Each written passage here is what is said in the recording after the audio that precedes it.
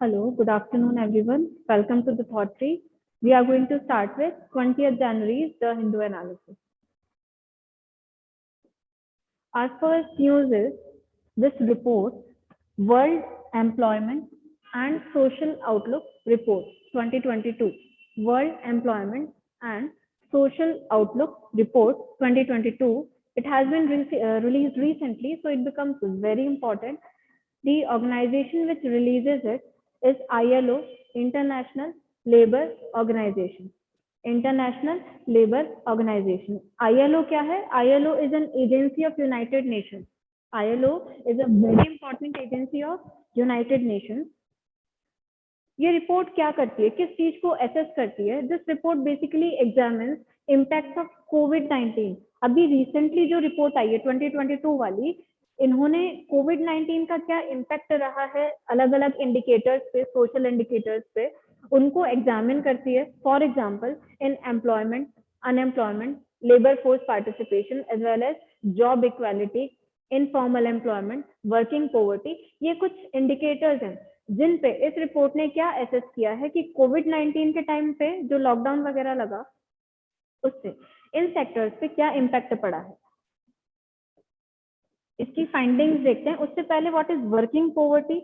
Working poverty मतलब you are working, you are employed, आप employed हो लेकिन फिर भी आपकी जो इनकम है, जिस इनकम पे आप काम कर रहे हो, जो वेज है आपकी, वो बहुत कम है. इतनी कम है कि वो इनकम जो है अर्न करने के बाद भी आपको पॉवर्टी लाइन से नीचे रख रही है. That is working poverty. And labour force is what? These terms are very important, you should not confuse in it. Labour force का मतलब होता है percentage of population which is willing to and able to work. Percentage of population which is willing to and able to work. दो terms होती हैं, एक होती है लेबर फोर्स, एक होती है वर्क फोर्स.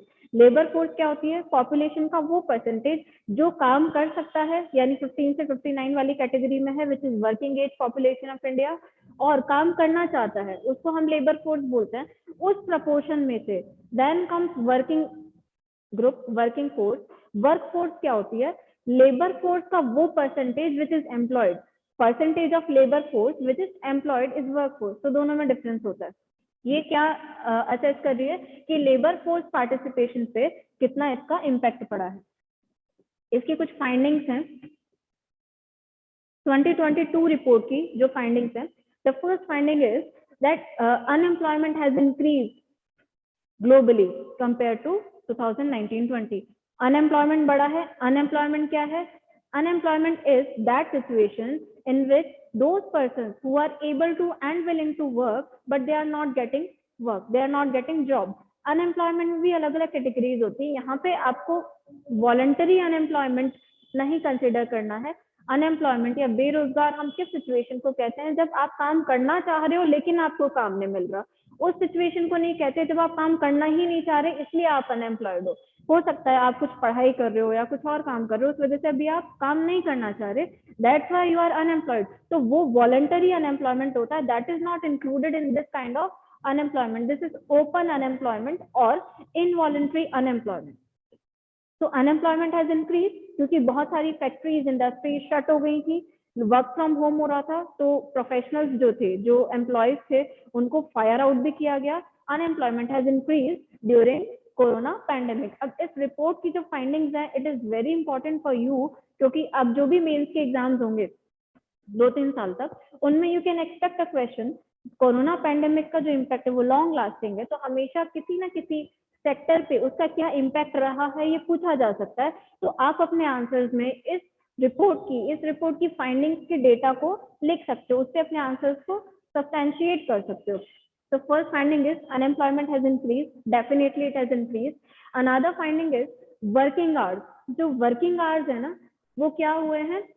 लेस हुए हैं, क्योंकि लोगों के पास काम नहीं था, तो काम करने का जो ड्यूरेशन था वो ग्लोबल एवरेज से कम रहा है. हमेशा से जो ट्रेंड था उससे कम रहा है. Global working hours are almost 2% less than the pre pandemic level. Pandemic से पहले जो वर्किंग आवर्स थे उसके कंपैरिजन में उनमें 2% का फॉल हुआ है, which has led to loss of full time job. इससे क्या हुआ है? कुछ फुल टाइम जॉब्स का लॉस हुआ है. ये रिफ्लेक्ट हो रहा है. क्यों? क्योंकि अगर आपके पास फुल टाइम जॉब होती तो वर्किंग आवर्स कम नहीं होते, पेंडेमिक में everyone has witness work from home, जो चल भी रही थी कंपनीज उनका वर्क फ्रॉम होम हो रहा था, तो फुल टाइम जॉब जो थी वो काफी कम हो गई थी, इस वजह से वर्किंग आवर्स भी कम हुए हैं। अब ये सारी फाइंडिंग्स आप मेंस में बिल्कुल यूज कर सकते हो when the question asks you about impact of corona or pandemic. Third finding is related to global labor force. Labor force is what? Percentage of population which is able to as well as willing to work is labor force. और उसमें से जिनको काम मिल जाता है उसको हम work force बोलते हैं। ग्लोबल लेबर फोर्स, इसके बारे में क्या फाइंडिंग आई है? Reduction of around 40 million people in global labour force in 2022। Global labour force जो है उसमें कमी देखी गई है, यानी जो लोग काम करना चाहते थे और काम कर सकते थे उनकी परसेंटेज भी कम हुई है। तो वर्क फोर्स तो अपने आप कम हो गई होगी, क्योंकि वर्क फोर्स किसका परसेंटेज होता है? लेबर फोर्स का। ग्लोबल लेबर फोर्स में रिडक्शन हुआ है, 40 मिलियन पीपल जो है उसमें रिड्यूस हो गए ग्लोबल लेबर फोर्स में। Then comes the finding about poverty. Poverty definitely बढ़ी ही होगी। In 2020, approximately 30 million adults fell into extreme poverty. This is very bad situation for our economy. 2020 में जब से कोरोना का इम्पैक्ट देखने को मिला तब से approximately 30 million is a huge amount. 30 million adult, यहाँ पे कौन सी पॉपुलेशन की बात हो रही है? एडल्ट पॉपुलेशन की। हमारा जो अभी टाइम चल रहा है पॉपुलेशन पिरामिड के अकॉर्डिंग अगर हम देखें तो we are in phase of demographic dividend. Demographic dividend क्या होता है? जब आपका फर्टिलिटी रेट रिड्यूस हो रही हो, जब आपकी यहाँ पे बर्थ रेट होती है, चिल्ड्रन की पॉपुलेशन होती है, चिल्ड्रन की पॉपुलेशन, जब आपकी फर्टिलिटी रेट कम हो रही है इसका मतलब चिल्ड्रन कम ऐड हो रहे हैं पॉपुलेशन में, लेकिन आपकी अडल्ट वाली जो रेट है वो ज्यादा है इससे। अडल्ट पॉपुलेशन मैक्सिमम है, आपके पॉपुलेशन का जो कॉम्पोजिशन है उसमें अडल्ट पॉपुलेशन मैक्सिमम है। तो कैसा पिरामिड बनेगा? नीचे से थोड़ा छोटा, यहाँ से ब्रॉड, फिर ऊपर से यूं, ऐसे कुछ पिरामिड बनेगा, यानी अडल्ट पॉपुलेशन ज्यादा है और चिल्ड्रन कम है। इस सिचुएशन को डेमोग्राफिक डिविडेंड क्यों कहा जाता है? ये प्रॉफिट है हमारे लिए, डिविडेंड मतलब प्रॉफिट। इस सिचुएशन को डेमोग्राफिक डिविडेंड इसलिए कहा जाता है, अगर हम इस सिचुएशन का फायदा उठा पाए तो that could be a game changer for us. वो कैसे? क्योंकि चिल्ड्रन जो है वो डिपेंडेंट पॉपुलेशन है। Another kind of dependent population is elderly people. Working population कौन होता है? Adult between the age of 15 to 59, ये वर्किंग पॉपुलेशन होती है। इस पॉपुलेशन का ज्यादा होना मतलब आप इकोनॉमी में ज्यादा डेवलपमेंट कर सकते हो। और दूसरा, चाइल्ड की पॉपुलेशन कम है, चिल्ड्रन की पॉपुलेशन कम है, तो चिल्ड्रन पे जो आपका इन्वेस्टमेंट होता है अब वो कम होगा और उस कम इन्वेस्टमेंट में आप ज्यादा एसेट क्रिएट कर सकते हो। ह्यूमन रिसोर्स का नाम सुना होगा, people are considered as resource of the economy. Resource है क्योंकि देश को चला रहे हैं वो लोग, है ना। तो चिल्ड्रन भी क्या है? रिसोर्स है, आने वाला भविष्य है देश का। इन पे गवर्नमेंट स्पेंड करती है, एजुकेशन पे, हेल्थ केयर पे, हाउस होल्ड भी इन्वेस्ट करते हैं। अगर इनका नंबर कम होगा तो कम इन्वेस्टमेंट हम ज्यादा लोगों पे कर पाएंगे, ठीक है। फॉर एग्जाम्पल, पहले सपोज ये थे 100 चिल्ड्रन है अगर कहीं पर, और अब सिर्फ 50 है, फॉर एग्जाम्पल अब सिर्फ 50 है। जितना अमाउंट यहाँ स्पेंड हो रहा था अब वो सिर्फ 50 पे होगा, तो एक पर हेड इन्वेस्टमेंट, पर हेड एक्सपेंडिचर बढ़ जाएगा, हम ज्यादा उनमें इन्वेस्ट कर सकते हैं। जब पर हेड एक्सपेंडिचर बढ़ जाएगा, ज्यादा बेनिफिट उनको मिलेगा, ज्यादा अच्छे से चिल्ड्रन का क्या होगा? डेवलपमेंट होगा। फिर जब वो एडल्ट कैटेगरी में आएंगे, जब उनकी एज हो जाएगी, तो that would be an asset for us. वो जो यूथ होगा वो बहुत डेवलप्ड होगा मेंटली, फिजिकली।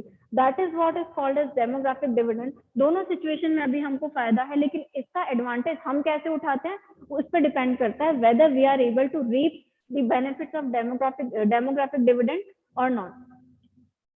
तो दिस इज दी फाइंडिंग। अब जब ऐसी सिचुएशन में जहां हमको अडल्ट पॉपुलेशन से फायदा मिलना चाहिए था, वहां पे अडल्ट पॉपुलेशन का 30 million people are in extreme poverty, so that is really a bad indicator. Another finding is vaccine inequality. अभी कुछ दिन पहले भी हिंदू के एनालिसिस में we had discussed about vaccine apartheid. उस रिपोर्ट ने क्या हाईलाइट किया था कि वैक्सीन की इनइक्वालिटीज बहुत इंक्रीज हो गई इन कंट्रीज में। कुछ कंट्रीज अभी भी ऐसी हैं जो वैक्सीनेशन नहीं कर पा रही। Then travel and tourism. Travel और टूरिज्म इंडस्ट्री हार्ड हिट हुई है।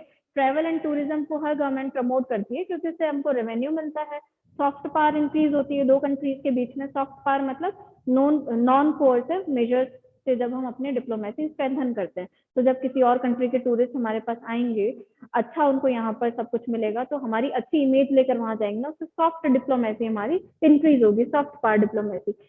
लेकिन ट्रैवल और टूरिज्म में भी डिक्लाइन देखने को मिला है क्योंकि लॉकडाउन लगा हुआ था। डोमेस्टिक और इंटरनेशनल दोनों टूरिज्म अफेक्ट हुए हैं। Women, this finding is very very important. आपके मेंस में जो विमेन वाला सेक्शन है और जो सोसाइटी वाला सेक्शन है, उसमें आपको लिखना होगा अगर पूछा जाता है तो, कि विमेन पे क्या इम्पैक्ट पड़ा है कोरोना का। तो women category is the worst hit category during corona pandemic. क्यों? क्योंकि पहले ही विमेन को प्रॉपर अपॉर्चुनिटीज नहीं मिलती। कोरोना पैंडेमिक में women were forced to live, everyone was forced to live within your home। आपके घर में ही रहना आपको था क्योंकि लॉकडाउन लगा हुआ था। उसमें भी जब घर में 4 लोग होते हैं और women पर्टिकुलरली, सारी रिस्पॉन्सिबिलिटीज किस पे आ जाती हैं? women पे। अब कोई बाहर भी नहीं जा सकती, वो ना अपना काम करने जा सकती है, ना एजुकेशन के लिए जा सकती हैं। तो घर में रहते हुए एक्सपेक्टेशंस और बढ़ जाती हैं कि और काम करो आप, क्योंकि आप घर में हो। तो women have been worst hit due to corona pandemic. इनकी सिचुएशन और वर्स हो गई है। चिल्ड्रन पे भी बहुत बैड इम्पैक्ट हुआ है। चिल्ड्रन पे खासकर अगर देखें, किसी पर्टिकुलर स्फेयर की हम बात करें, तो एजुकेशन सेक्टर में बहुत ज्यादा डिफरेंसेस क्रिएट हो गए हैं because of online education, because of the shift to online education. अभी भी स्कूल कॉलेजेस ऑनलाइन मोड में चल रहे हैं। बहुत सारी पॉपुलेशन ऐसी है चिल्ड्रन की अभी who are not able to access internet और लैपटॉप्स एंड कंप्यूटर्स। उनके पास अभी पेनिट्रेशन ही नहीं है, मोबाइल पेनिट्रेशन नहीं है, कंप्यूटर पेनिट्रेशन नहीं है, तो वो कहाँ से ऑनलाइन क्लासेस को एक्सेस करेंगे। तो एजुकेशन के सेक्टर में इनइक्वालिटीज क्रिएट हो गई है। So this was about findings of the report. Now, since this report is released by ILO, International Labour Organization, so ILO also becomes important. और अभी ILO की 100th सेंचुरी भी थी, एनिवर्सरी थी, सेंचुरी कंप्लीट कर ली, 1969 में बना था। तो ILO becomes important. ILO is what? ILO is agency of UN. UN का ऑर्गन नहीं है, यूएन की एजेंसी है, formed under treaty of Versailles. Treaty of Versailles से बना था। ट्रीटी ऑफ वर्सेल्स कब साइन हुई थी? जब फर्स्ट वर्ल्ड वॉर एंड हुआ था, तो ट्रीटी ऑफ वर्सेल्स साइन हुई थी। बेसिकली इसके बाद क्या एस्टेब्लिश किया गया था? League of Nations. League of Nations बनाया गया था, जो इंटर गवर्नमेंटल ऑर्गेनाइजेशन थी। लीग ऑफ नेशंस बनाने का एम क्या था? वर्ल्ड वॉर में जितना डिस्ट्रक्शन हुआ था, अब उसको अवॉइड करना है और वर्ल्ड में पीस एस्टेब्लिश करनी है। Establishing peace and harmony, this was the aim of League of Nations. तो उसी ट्रीटी में आईएलओ बना है, इंटरनेशनल लेबर ऑर्गेनाइजेशन। क्यों बनाया गया है? लेबर्स का, एम्प्लॉयर्स का, एम्प्लॉयज का, वर्कर्स का इंटरेस्ट प्रोटेक्ट करने के लिए, वर्ल्ड वाइड उनका एक्सप्लॉयटेशन ना हो, इसके लिए। और इन्होंने बहुत अच्छा काम किया है लेबर राइट्स को सेफगार्ड करने में, वर्कर्स के राइट्स को सेफगार्ड करने में। इसलिए आईएलओ को, this is very important, ILO को नोबेल पीस प्राइज भी मिला हुआ है। Nobel Peace Prize in which year? 1969। तो ILO was not formed in 1969, यहाँ पे प्राइज मिला था आईएलओ को, और अभी इसकी 100 ईयर्स कंप्लीट हो गए, so that's how it becomes important. 1969 में प्राइज मिला था, बना नहीं था। Now one thing which is peculiar about ILO is, which makes it different from other organs or agencies of UN, is it is a tripartite organization. ILO is what? ILO, International Labour Organization, is a tripartite organization. Tripartite मतलब इसमें 3 type के stake holders है। Government भी है, employer भी है। Employer कौन होता है? जो आपको एम्प्लॉय करता है, जो काम देता है। और वर्कर्स भी हैं, तीनों हैं। और तीनों का होना जरूरी है, किसी भी एक के इंटरेस्ट को प्रोटेक्ट करने के लिए तीनों का होना जरूरी है। So that's why it becomes very very comprehensive organisation. इसमें सबका पार्टिसिपेशन है। So this is a peculiar feature of ILO. ये सिर्फ एक ऐसी एजेंसी है जो ट्रिपार्टाइट है, यूनाइटेड नेशंस की। So it is very important. It has government plus employers plus workers as its members. That was all about ILO and the report. Now coming on to the new topic, ये हमने पहले भी class में discuss किया था, Commonwealth War Graves Commission. Commonwealth War Graves Commission, we had discussed it कि नागालैंड की capital Kohima में कुछ कॉमन वॉर के टाइम की, वर्ल्ड वॉर के टाइम की ग्रेव्स मिली हैं। उसमें कुछ पिक्यूलियर फीचर्स मिले हैं, जैसे टेनिस कोर्ट उसमें देखने को मिलता है, जो जनरली हम नहीं देखते हैं। तो that's why this commission becomes important. Commission के बारे में ये न्यूज में क्यों है, क्योंकि कोहिमा में सिमेट्री मिली है नई वर्ल्ड वॉर के टाइम की। और इसका एम क्या है, ये कमीशन इंपॉर्टेंट क्यों है, क्योंकि एक इंटरनेशनल इंटर गवर्नमेंटल ऑर्गेनाइजेशन है विच ensures men and women who died in wars be never forgotten। World war जो हुआ उसमें जिनकी भी डेथ हुई है, मैन एंड वुमेन, उनको हम भूले नहीं, उनको याद करें, इस वजह से इसको एस्टैब्लिश किया गया था। It ensures what, it ensures men and women who died in wars be never forgotten। Okay, ये इसका एम है। This organisation is in news, तो इसका कॉम्पोजिशन और एम दोनों आपके लिए इंपॉर्टेंट हो जाता है। You can expect a question in prelims any time. तो कॉम्पोजिशन में दे कैन कंफ्यूज यू कि कितने मेंबर्स हैं, आपको याद रखना है बहुत कम मेंबर्स हैं। You can remember these names on your test. 6 members हैं। कौन कौन है? Australia, Canada, India is also a member. This is highlighted because they can ask you, India is a member of this organization, commission or not. Yes, India is a member of Commonwealth War Graves Organization or Commission. New Zealand is also a member, South Africa and UK. UK is United Kingdom. So it has 6 members and India is also a member of Commonwealth War Graves Commission. Aim क्या है? To ensure men and women who died in war be never forgotten. उनको कोई भूले ना, उनको भी remember करते रहना। दिस स्पीशीज इन न्यूज, ये एनवायरमेंट के पॉइंट ऑफ व्यू से आपके लिए इंपॉर्टेंट हो जाती है। कोई भी स्पीशीज, कोई नेशनल पार्क, कोई वाइल्ड लाइफ सेंचुरी अगर न्यूज में है। अभी न्यूज में क्या है? Eastern swamp dear, eastern swamp dear. इसका IUCN स्टेटस अभी क्या है? इंडिया में ये वल्नरेबल है, इंडिया में अभी पाई जाती है लेकिन एक्सटेंट हो सकती है, वल्नरेबल कैटेगरी में है। IUCN एक रेड लिस्ट निकालती है जिसमें वो स्पीशीज के स्टेटस को ट्रैक करती है, उनके अमाउंट पे कि कितने स्पीशीज का कितना पॉपुलेशन बचा हुआ है। ओके, एक्सटिंक्ट है साउथ एशिया में, साउथ एशिया में ऑलमोस्ट एक्सटिंक्ट हो चुका है लेकिन इंडिया में पाया जाता है। इंडिया में भी थ्रेट है इसकी पॉपुलेशन को, इसके सर्वाइवल को, इसलिए वल्नरेबल कैटेगरी में है। ओके, अभी न्यूज में क्यों है? क्योंकि इनके नंबर्स में ड्रॉप हुआ है, वल्नरेबल है, इसके नंबर जो है इंडिया में वो डिक्रीज हुए हैं, इसलिए न्यूज में है। एंड दिस इज एंडेमिक और particularly found in Kaziranga National Park. So this Kaziranga National Park becomes important क्योंकि ये न्यूज में है, किसकी वजह से? ईस्टर्न स्वैम्प डियर की वजह से। काजीरंगा नेशनल पार्क कहाँ है? आसाम में है। कोई भी नेशनल पार्क और वाइल्ड लाइफ सेंचुरी अगर न्यूज में होती है तो उसकी लोकेशन आपके लिए इंपॉर्टेंट हो जाती है, लोकेशन इंपॉर्टेंट हो जाती है। दूसरा, अगर उस पर्टिकुलर नेशनल पार्क में कोई ऐसी स्पीशीज पाई जाती है जिसकी वजह से वो पार्क फेमस है, वो भी इंपॉर्टेंट हो जाता है। जैसे Kaziranga National Park is in Assam. This is about location, but this national park is particularly known for one-horned rhinoceros. One-horned rhinoceros. उनके लिए जाना जाता है. That's why it becomes important. Also, it is a World Heritage Site. World Heritage Site. ये हमारे एक heritage है, पुरातत्व के पॉइंट ऑफ व्यू से इम्पोर्टेंट है, इसलिए भी Kaziranga national park is important. World heritage sites को कौन डिक्लेयर करता है? यूनेस्को करता है, यूनेस्को करता है, United Nations Educational, Cultural and Scientific Organisation. अभी जयपुर को भी उसमें इंक्लूड कर लिया था recently. Jaipur is also world heritage site. So it is known for one horn rhinoceros. Eastern swamp deer के बारे में अब जानना इंपॉर्टेंट है because it is in news. तो ईस्टर्न स्वैम्प डियर क्या है? It is endemic to Kaziranga, वो जो नेशनल पार्क है उसका एंडेमिक है। अगर किसी स्पीशीज के बारे में लिखा होता है it is endemic to that particular region, it means it is particularly specifically found in that particular region, that is meant by endemic. So it is endemic to Kaziranga. और काजीरंगा में भी 2 जोन्स हैं, काजीरंगा नेशनल पार्क में भी 2 Jones है जहां पर ये पर्टिकुलरली पाया जाता है, specifically in central Kohora and Bagori range. Central Kohora as well as Bagori range, ये पर्टिकुलर रीजन है जहां पे swamp, eastern swamp deer is found. This is very important from atlas point of view. You can expect a question like this कि eastern swamp deer और central Kohora और Bagori range ऐसे match करने को आ जाएगा, आपसे पूछ लेंगे which pair is correctly match, तो आपको अगर पता होगा दूसरी चीजें गलत दी होंगी या सही भी दी होंगी, तो आपको क्या देखना है, अगर ये मैच करने को आता है तो यू नो कि central Kohora and Bagori range region is known for eastern swamp deer, तो आप उसको मैच कर लोगे और बाकी ऑप्शन एलिमिनेट हो जाएंगे। ओके, अदर नेशनल पार्क, अब क्योंकि आसाम की बात हो रही है और आसाम के एक नेशनल पार्क की बात हो रही है, तो जो दो और इम्पोर्टेंट आसाम के नेशनल पार्क हैं उनका नाम भी इम्पोर्टेंट हो जाता है। ऑब्वियस से क्वेश्चन यूपीएससी जनरली नहीं बनाता है, तो दो और नाम जो है वो भी आपको पता होने चाहिए। कौन कौन से? Orang national park, Orang national park.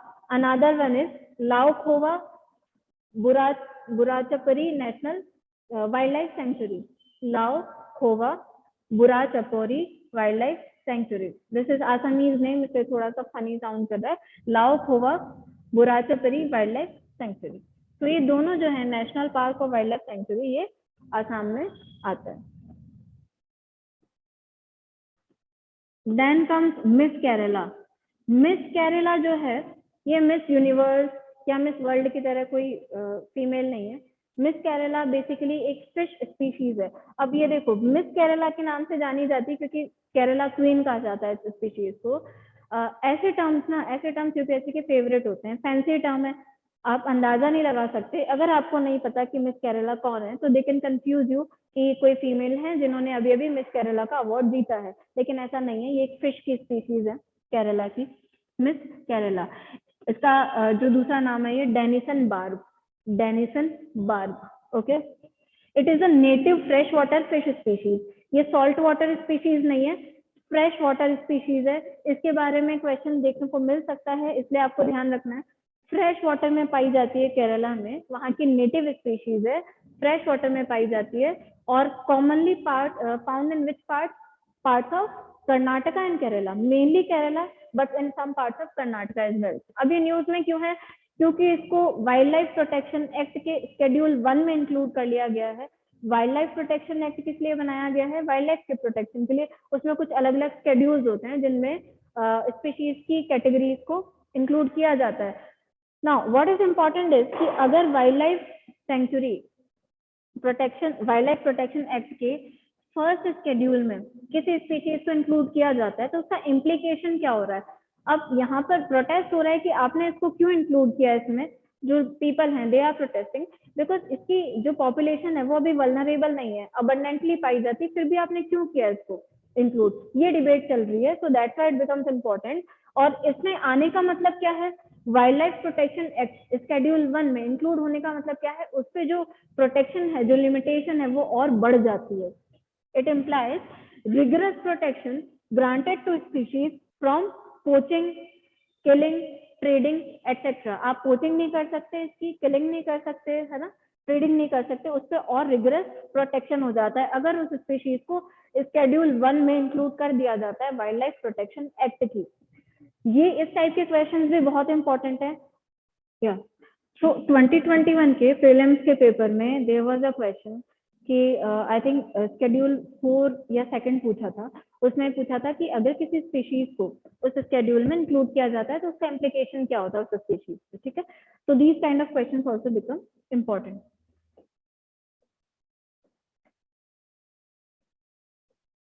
Then another report which is important is State Finances Study of Budget of 2021-22 report. State finances, state finance के बारे में कुछ स्टडी की गई है। किसने किया है ये? RBI, reserve bank of India. RBI is central bank of India, RBI reserve bank of India. यहाँ पर क्या हाईलाइट किया गया है? हाईलाइट ये किया गया है need to increase functional autonomy of civic bodies. जो सिविक बॉडीज होती हैं, ठीक है, उनको, जो अर्बन बॉडीज होती हैं, सिविक बॉडीज होती हैं, है ना, उनको आप और पावर दो, उनकी फंक्शनल पावर को इंक्रीज करने की जरूरत है बाय एम्पावरिंग देम फाइनेंशियली। और सबसे इंपॉर्टेंट तरीका क्या होता है किसी को एम्पावर करने का? फाइनेंशियली एम्पावर करना जरूरी होता है थ्रू हायर रिसोर्स अवेलेबिलिटी। आप उनको ज्यादा रिसोर्स अवेलेबिलिटी प्रोवाइड करवाओ, जिससे क्या होगा कि अर्बन डेवलपमेंट में ना प्रॉपर वो रिसोर्स यूज होंगे और अर्बनाइजेशन हो पाएगा। तो अर्बन डेवलपमेंट में अगर आपको प्रोग्रेस देखनी है तो civic bodies are very important for you. You would not be able to implement your policies unless they are financially empowered. But how? ये हाईलाइट नहीं किया यहाँ पे। So this is a loophole. Report में ये तो बता दिया कि हाँ ठीक है ये सब करना चाहिए, लेकिन कैसे करें उसका कोई सोल्यूशन एज सच मेंशन नहीं किया गया। Now this commission becomes important. ये क्यों important हो जाता है? क्योंकि ये जो भी रिपोर्ट हमने देखी, state finances report which is released by RBI, okay, release by RBI. इसने क्या बोला कि सिविक बॉडीज को एम्पावर करो जो अर्बनाइजेशन जिससे इंप्रूव होगा, ठीक है। अब अर्बनाइजेशन की बात न्यूज में है, तो अर्बनाइजेशन से रिलेटेड अगर कोई कमीशन इंडिया में बना है तो that also becomes very important. So there is one commission named as Charles Korea commission. Charles Korea commission, this commission is related to urbanisation. ये डायरेक्ट जो है क्वेश्चन आ सकता है, ऐसे क्वेश्चन देखने को मिलते हैं प्रीलिम्स में। कमीशन का नाम दे देंगे आपको कि this is the commission related to which among the following. So you should know कि Charles Korea commission is related to what, related to urbanization in India, urbanization. And ये जो सेक्शन है हिंदू के एडिटोरियल में इसको पूरा एनालाइज किया गया था, इस रिपोर्ट को भी, लेकिन इसमें कुछ सजेशंस नहीं दिए गए हैं सच कि क्या करना चाहिए सिविक बॉडीज को एम्पावर करने के लिए।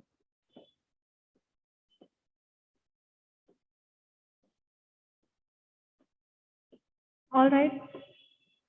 So that is it for today's The Hindu analysis. If you like it, please like, share, and subscribe. Thank you.